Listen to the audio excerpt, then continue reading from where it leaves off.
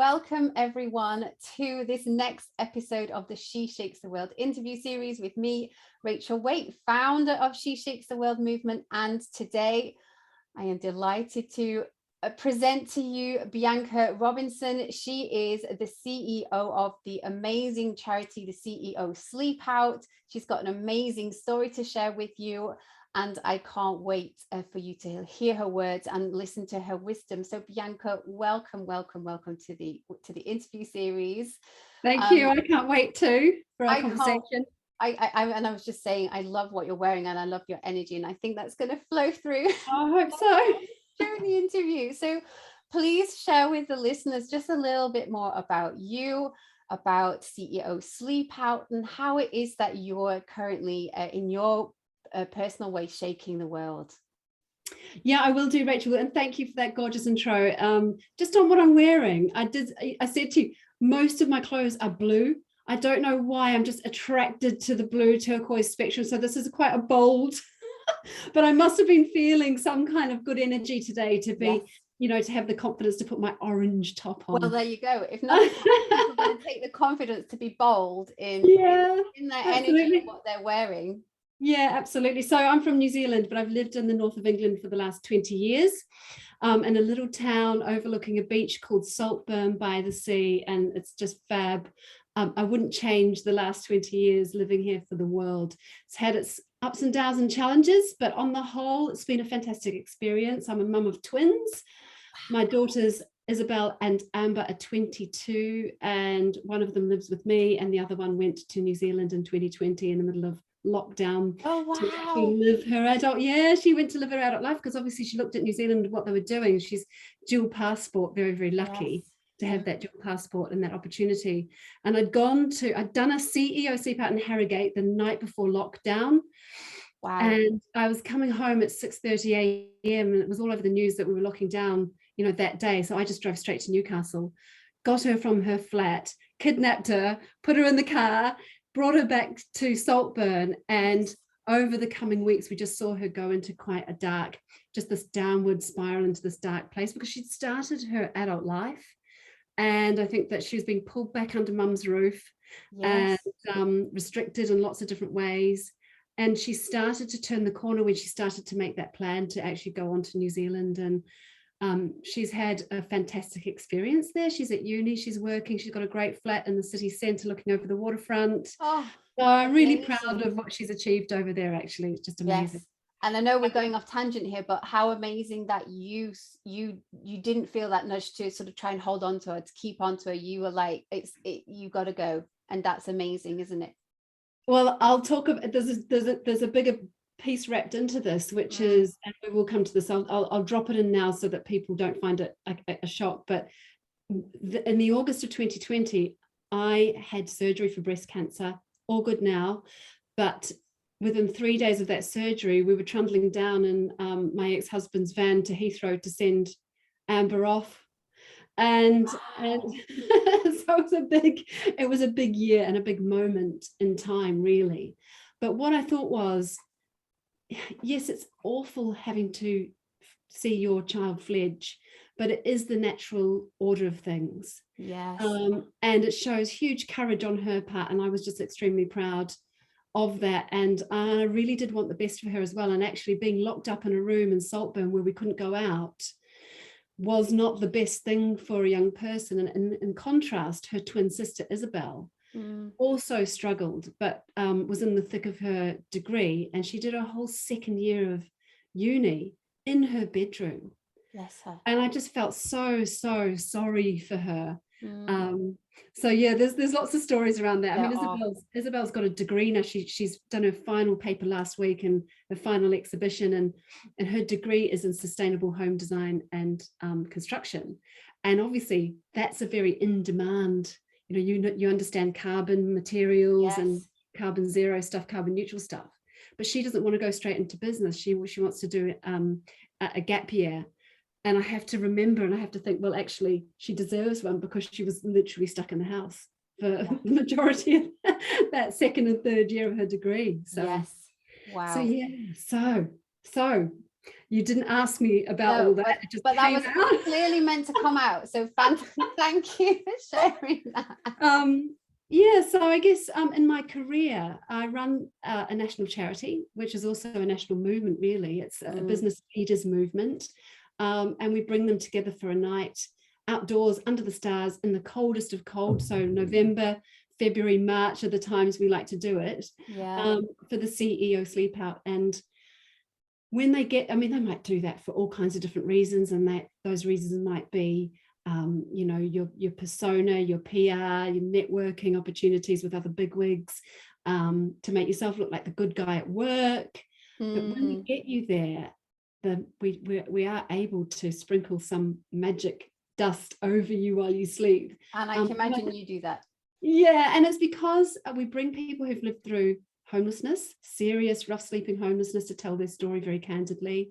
Kerry Douglas is our lived experience ambassador, so wherever we can, we try and bring her in to actually talk about 11 years and how she overcame homelessness, to become a successful writer and mother of twins herself as well. And charity is actually really working hard to alleviate some of the big issues that we face in society. And these business leaders, they actually wake up feeling like they've done something quite remarkable, even though it's not the biggest hardship in the world. It's only one night. It's a little bit uncomfortable. But what we hope is that they're lying awake at 3 a.m. thinking, actually, this ain't right. This has to change. And then, you know, I hit them with, well, the change is with you. You've got the power, and you've got an opportunity, and you've got a responsibility, really, to be that steward, to strengthen society, whereas policymakers are failing hard right now at addressing some of the inequalities, the hunger, the poverty, the cost of living. This is where I do believe business is where it's at. And I do believe business can take control of the situation and start to lead with purpose when it comes to actually creating a kind of a more enabling communities and society and people to thrive on their patch. And I think it's about being stewards of society, rather than someone who takes and tries to make profit and just shoves that back to their shareholders. And, you know, I think it's more about triple bottom line stuff. I love that. And do you see that change in them? Do you think that, you know, they come in one person, they spend the night there, they spend the night outside, they listen to you, they listen to the stories. Do you see them going away a different person, and them implementing some of those changes? Yes, I do. Some do, some don't. Obviously, some do it just for the, you know, the kudos of doing it. But I have had people, you know, come back to me and say, well, because of the event, I've gone and I've made sure that I'm paying the living wage to my lowest paid employees. To me, that's a big win. You know, not every business can afford the living wage, but those who can afford it need to do it, because it means that those lower paid employees are going home, they're able to put nutritious food on the table for their kids, so their kids are going to school ready to learn, and we're closing some of that loops. It means there's more money floating about in communities for small business owners. You know, it's just the right thing to do. So there's that. People have told me they've changed their policies as a result. So quite a lot of employers might have a policy that talks about zero tolerance to drug and alcohol. Well, if you've got zero tolerance to an addiction, you're actually fast tracking somebody to homelessness at that point.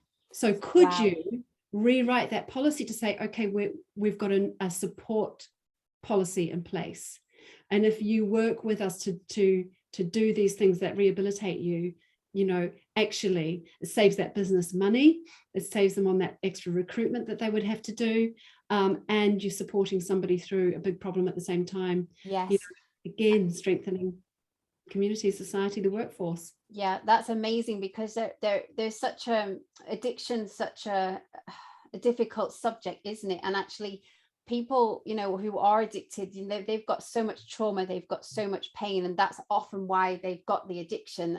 And I think just removing that from them and saying we've got zero tolerance for it is not really solving the problem at all, or understanding actually there's a real reason why they've got that addiction going on. And if you can look inside and help them process that, I mean, that's amazing. Yeah, I mean, that's just two examples of some of the feedback that I've had. from these people who actually do have the power to make changes. Yeah. Addiction's a really interesting one because we have so many preconceived notions around addiction. But the more I mean, I'm on a huge learning curve as well. Yeah. And more charities I speak to that deal with this will tell me that it's pretty much always underpinned by early years trauma. Yes, it is. I think that's or a later in life huge trauma, like being sent, to the front line in Iraq or Afghanistan. It's always like that. That all the clients I've worked with who've had trauma, it's generally some form of early life trauma. And I don't know if you've ever read any of Gabor Mate's work on it, or you know his stuff. I mean, his stuff makes absolute sense to me.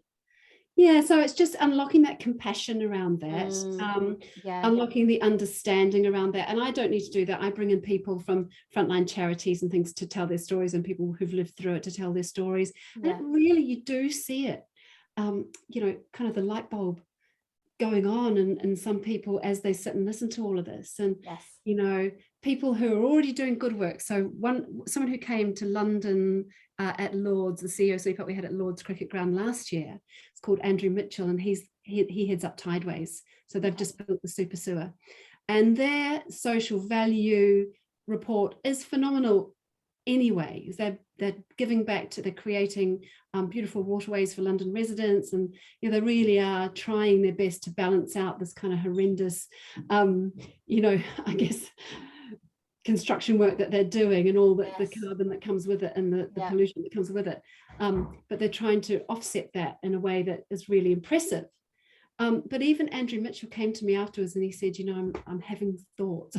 I'm having some thoughts. And I thought, okay, great, can't wait to hear what those thoughts are.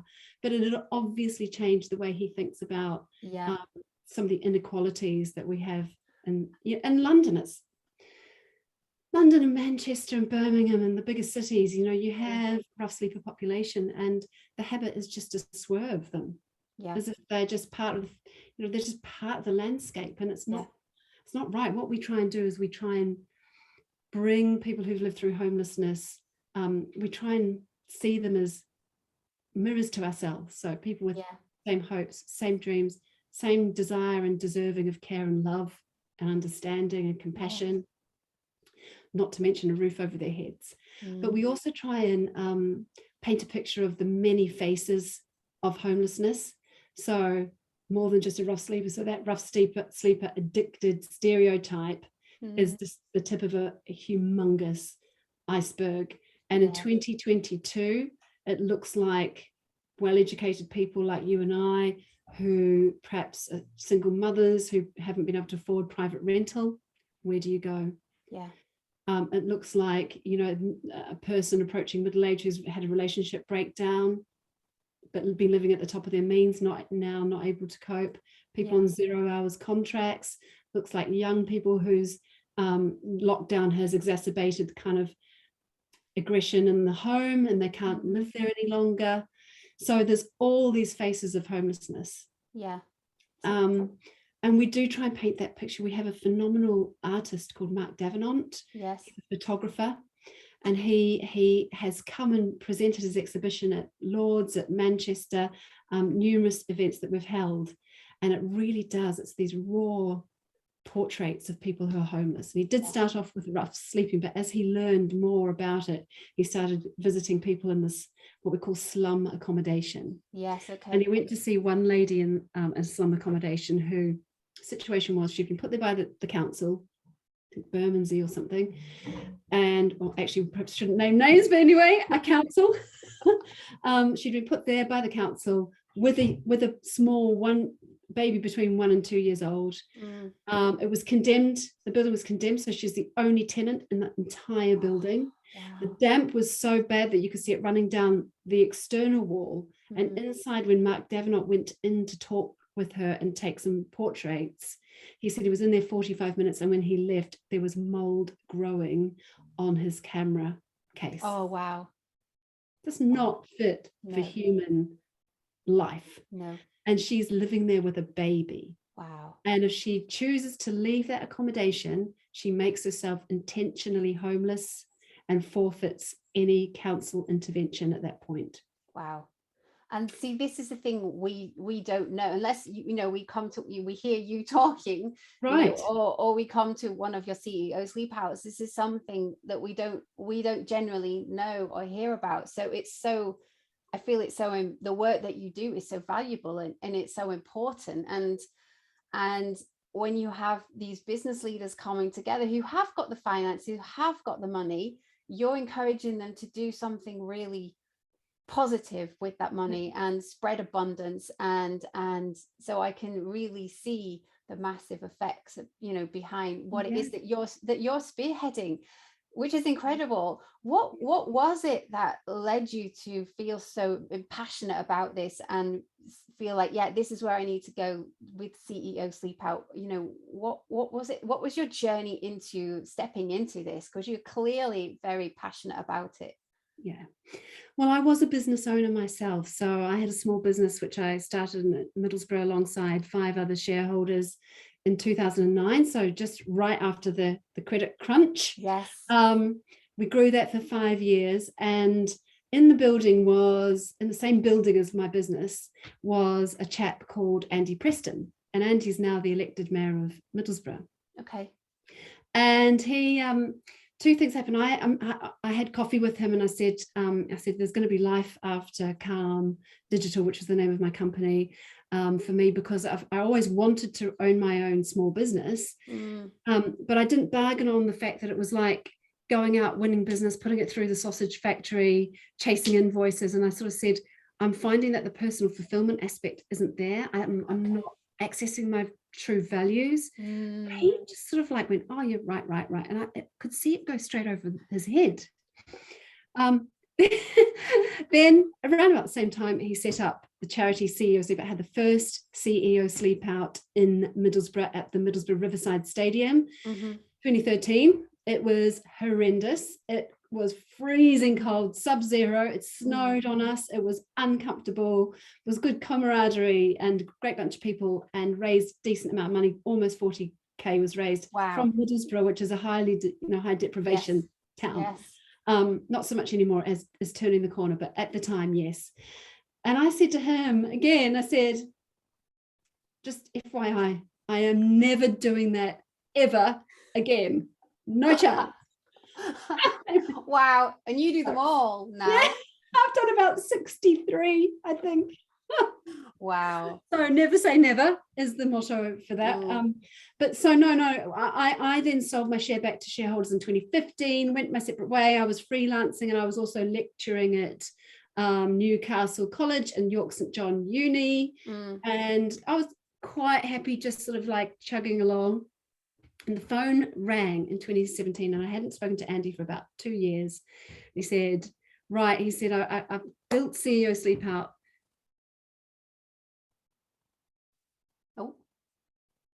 Voluntarily to include London, Cardiff, Birmingham, Manchester, Newcastle. So it had got a foothold. It had raised over £1 million at that time. And he said, I really need somebody to help me run it. I said, sorry, I could perhaps give you a day a week of my time, but that's really about it. And yes, I have to say that within a month it had just escalated. But at the time, I'll tell you what I was juggling. It was pretty crazy. Go on. It was freelancing, about maybe 10 clients, lecturing at York and at Newcastle. So there was quite a big distance, yeah. Covered, yes. And doing an adult teacher training BTEC on a Monday night at Newcastle. Wow. And, teenage twins, yes. Pretty crazy. But I've sort of managed to juggle all of it. And within about 4 months, we sort of sat down, and I said, right, he said, how can we bring you on to take this over? And I worked out a plan where I wound up clients one by one, wound up the modules that I was teaching, because I didn't want to leave the students in the lurch. And we just did that. And it was the best thing I've ever done. So I ran it. It was kind of being thrown in the deep end. It is it's capable of being run by one person. It was just me for a very long time, with Andy kind of just checking in on me once every couple of weeks and giving me guidance, and the trustees would give me some great guidance as well. But the operational day-to-day running of it was actually down to just me. And I was sort of raising $500,000 thereabouts every year. Yeah. But I couldn't grow it. I could not grow it because I didn't have the resource. Yeah. And we only keep a very thin layer of what we raise. We only keep enough to keep me going and keep the events going. Yeah. And then in 2020, everything changed. Yeah. So we fundraised 4 events, specifically give that money to frontline homelessness charities to do their amazing work. And just when it looked like they needed it most, we get sucked out of the game. As with so many events-based organizations, up and down the country. Of course. How did you navigate that? Well, and of course you're dealing with your own diagnosis at the time as well. Yeah, well, so that then happened very soon afterwards. So in the March we locked down. I thought, well, what do we do with CEO Sleepout? How do we? So I got involved with the community response groups and tried to give them some of our reserve cash and things like that. And I thought, well, perhaps we're going to have to just go on furlough and shelve the whole thing for the entire time. Yeah. But I thought, charities really need our support right now. And actually people need something to bring them together.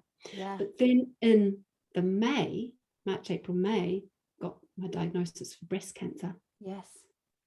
So I thought, oh my gosh, what do we do now? Yes. But I was actually quite well. I wasn't unwell with that. Okay. The only thing is the biggest mind. Yeah.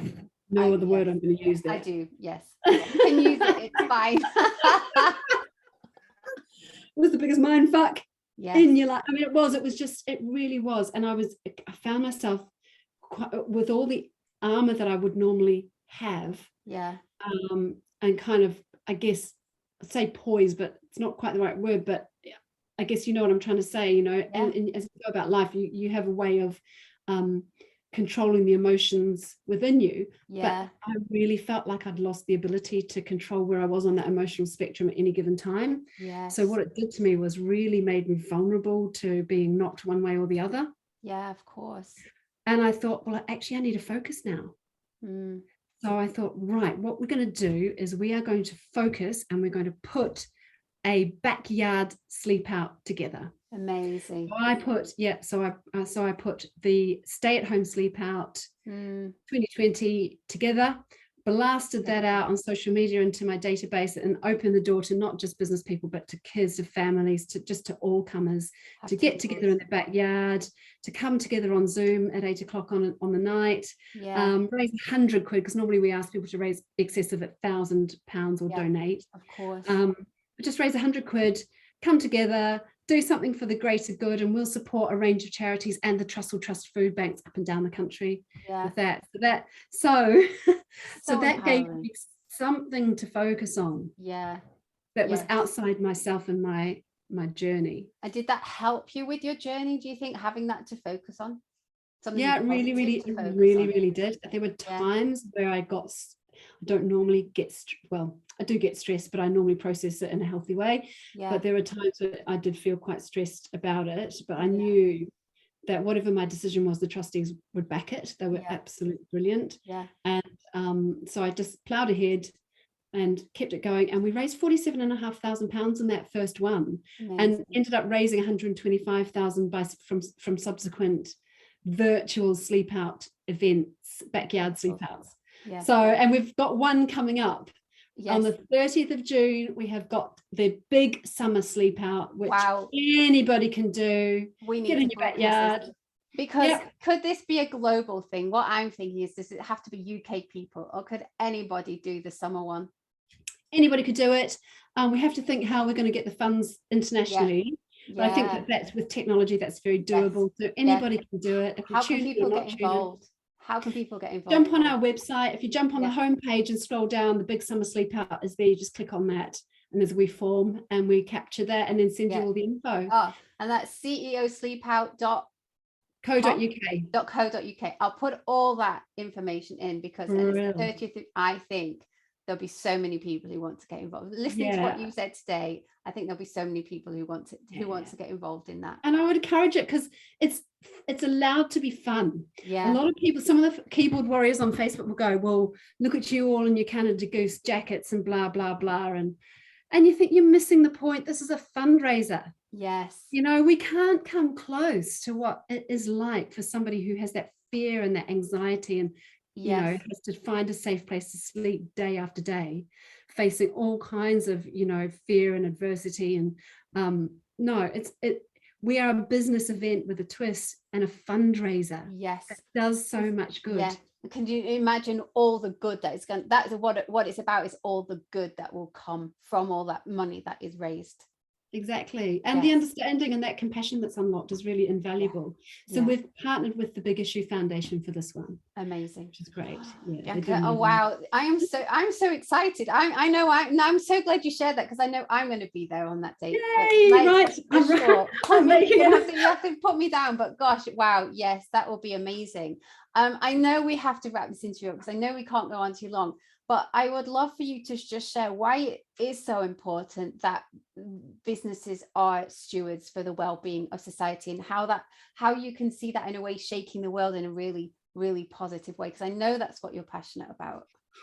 Yeah, I think now's the time. We've got to do it. We just cannot see this growth for growth's sake. And the way we think about capitalism, you know, it has not served us. It's served a few shareholders. It's served the 1%. Well, okay, I'm maybe doing it. I know that capitalism has lifted more people out of poverty than any other structure, and it's a wonderful thing to keep people employed. And I am a capitalist. However, the direction of travel since Milton Friedman, since the 80s, has not been ideal for society. And I think that, you know, now's the time for business to change the way it does business to a more conscious form of capitalism, and one that really, really does incorporate this triple bottom line of people, planet, and profit. Yes. Profit is essential, because without profit we can't do the other things like pay the living wage and do the other things that we want to do to add that social value. And social value can look like so many different things. It's the small things and the big things, and it's the culture, and it needs to change from the top. And what we want to do is help businesses understand what that looks like in their business, based on the values within their teams, their leadership team, make it real, make it authentically them. And the bottom line follows, because, you know, you've got huge market drivers in play here. You've got Gen Z voting with their feet when it comes to who they want to work for, and voting with their wallet when it comes to who they want to buy from. You've got other global forces, obviously things like climate change, displacement of people, women's equality, all of those things are driving this massive shift in the way business does business. And we just want to be at the forefront of that, reminding business owners, especially in the small to medium enterprise business, that, you know, they've got the power here. They can build this in and bake this in to their policies and their culture in a way that really does show that lasting impact to their communities, to their stakeholders, to their staff body and the families of their staff, to the environment, and of course, you know, impacts that strengthens society as a whole. Oh, I'm so excited just by you sharing that. It fills me with excitement and joy in a really positive way, because I can really see the shifts that will be occurring, that are occurring. Right. And I'm encouraging everybody listening to go to your website to find out more about CEO Sleepout, whether you're in the UK, whether you're not in the UK. And I remember us having a conversation when we first spoke about, wouldn't it be amazing if this could be taken global as well? So I'm just putting feelers out there for anybody who would have, you know, we would love this in a bigger city and another country that's not the UK, that I'm sure.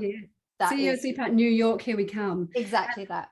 And may I just also add that, you know, watch this space, because I am developing a network called Leaders with Purpose. And this is, you know, these people who've done an event, you know, they're saying, okay, what next? Yes. Leaders with Purpose is what's next. And it's an inspirational forum where we can be inspired, We can show best practice when it comes to creating social value. We can signpost to causes that really match with the values within teams. So yeah, keep an eye out for that. Amazing. Bianca, thank you so much for your time. This has been absolutely wonderful. And I can't wait to get this out there and for people to listen to this interview and to be connected with you and your mission and everything that you're doing. Thank you so much. Oh, it's been gorgeous. Thank you for having me. You are welcome.